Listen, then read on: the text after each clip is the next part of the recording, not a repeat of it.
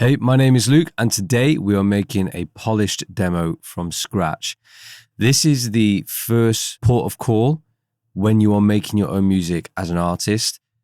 You need lots of music ready to go. So creating demos is the easiest way to get any ideas out of your head down so that you can review them and decide which ones you want to move forward with and start producing or take to a producer. It's just a really good way to get the creativity out. So I'm going to show you the process behind making a polished demo. This is the same process that I used to get a song out every 2 weeks for over 2 years. And it's the same process I use with all the artists that I work with now to try and get their music to a point that they can then record vocals to. And that's what we're trying to do. We're trying to get the song to a point where we can record vocals to. And then at the end, I'm going to break down all the things that I've done, added, and then my thought process behind each part while adding it. So let's dive in.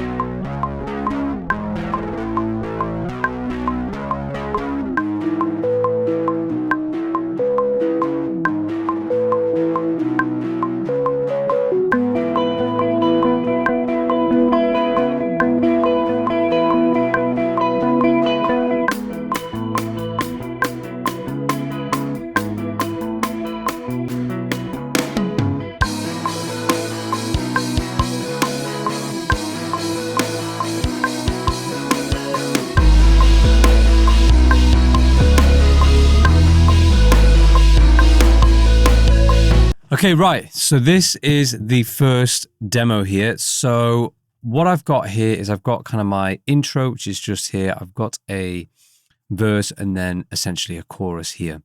So what I'm going to do now, in the spirit of trying to get a structure down. So I always go for very simple structures of just verse, chorus. I always roll with that, or verse, pre-chorus, then verse, pre-chorus.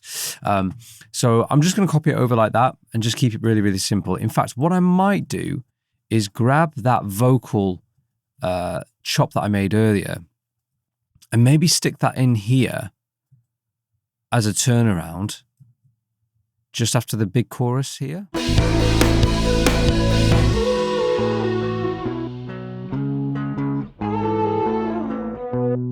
Like that. And then what we'll do is we'll just copy over our verse and chorus here.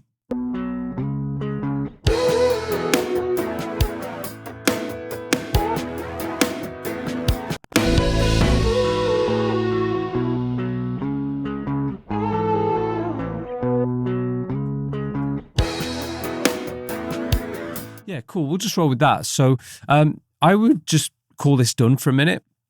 because the next thing that I would want to do is record my vocals, which I'm not going to do in this video, but I would record the lead vocals over this, and then I would then do a second round of production to kind of map it out and make it sit. So let's break down what's going on here and what I was doing and what you saw me do.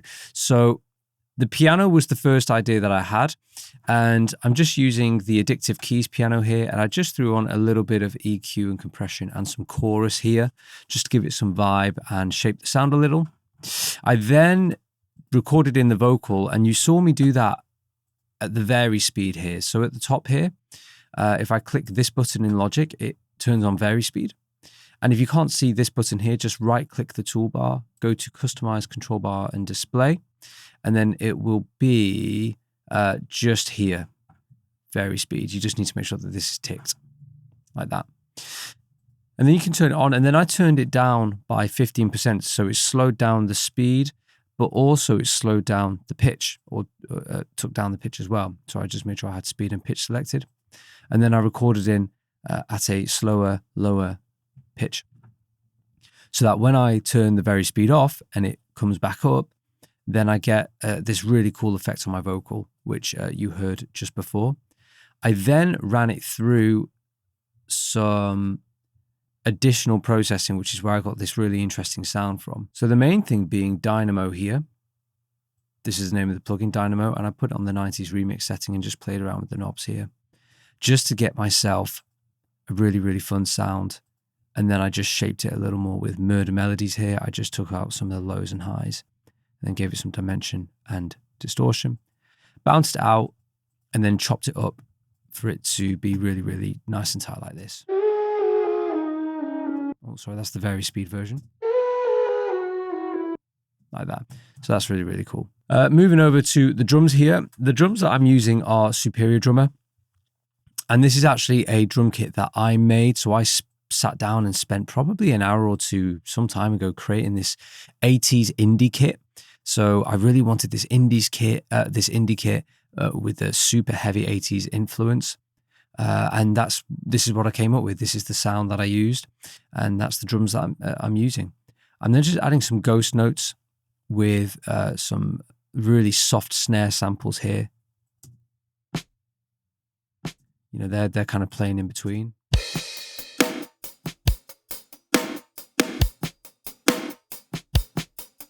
Just like that. So they sound really, really fun. We then have the guitar here, and the guitar I am DIing straight into my ISA 1 here. I ran it through my pedals, and the only thing I've got going on here is just a little bit of reverb, just to give it some, kind of give it a vibe, put it in a space. Because I'm recording in hot in the preamp here, which is why you're seeing the waveform basically clipping. I'm clipping it in here to get the distortion. I just used the gain plugin to turn it down. I then added some additional chorus. I then added some flanger and just dialed that in, you know, about 20-30% there. And then just added some EQ just to, again, take away some of the low end here, which if I show you, take away some of the low end there and boost the highs. The bass that I'm using is the mini bass here. This is a simple one note. I was thinking about using a real bass, but again, for the sake of time and getting stuff down, I just use what I've got there ready to go. And this is just a long held simple note. I'm using kind of the mini Moog plugin emulation there, and then I'm just adding in a bit of Devil Lock here, kind of crushing the signal and then kind of mixing it in 1.5% there or so. At this point as well, I do change what the guitar does. So the guitar is acting as a bit of a pedal note, which when I first started playing that, I was so gassed about. But then when the bass comes in, I wanted the guitar to change so that the lower note of the guitar wasn't clashing with the bass.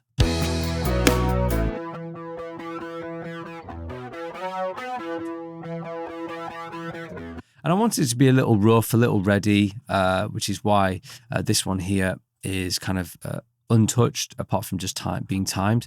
But this one here, I just manually chopped all the notes and then placed them kind of on the grid. And then with my sort of little hits here, I chopped them, and as you can see, I just gave a little bit of a gap in between and then faded them. And this just makes the whole thing a lot tighter. Like that. Just makes it way tighter, which is really, really cool.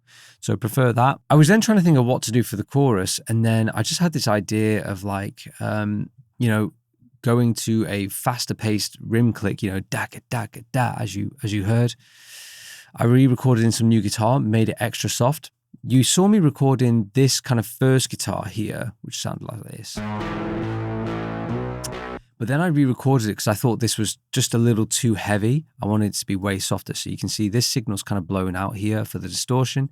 And this here's a lot softer, giving us that really nice clean tone. There's no chorus on this, only a little bit of a tape effect plugin here from Baby Audio. Love this plugin. The chorus effect sound is coming from this guitar here, which has some ensemble. It's got some additional tape color here. It's got another chorus, and then it's got a bit of EQ here to shape it. And this is the Guitar Pro Rig 7. And then I'm using an imager here, an S1 imager.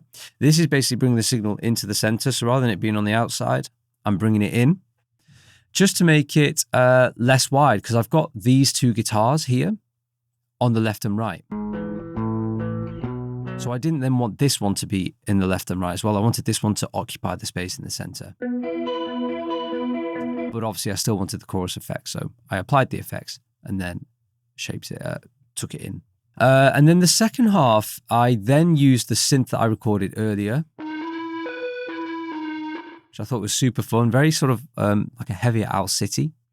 And then I actually had the idea to go all out and just like, why not just have like a crazy big moment? You know, why not be dramatic with this? I love rock and metal as well. That's also like a secret thing of mine that I love doing. And I just like, why not just like incorporate like almost like a breakdown style drum with the 80s indie kit. And then, yeah, I used the slightly heavier distorted guitars that I recorded earlier, which ended up working really, really nicely. I then layered the drum kit with this drum lab here. I'll just play this in isolation.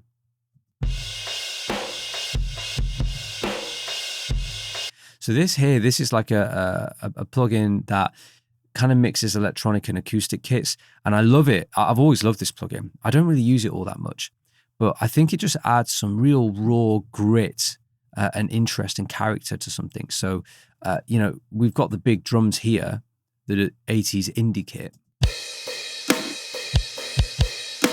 But to me, that's a super clean sound, which I love. And so at this point, I wanted to add a bit more character, and that's where I layer that underneath.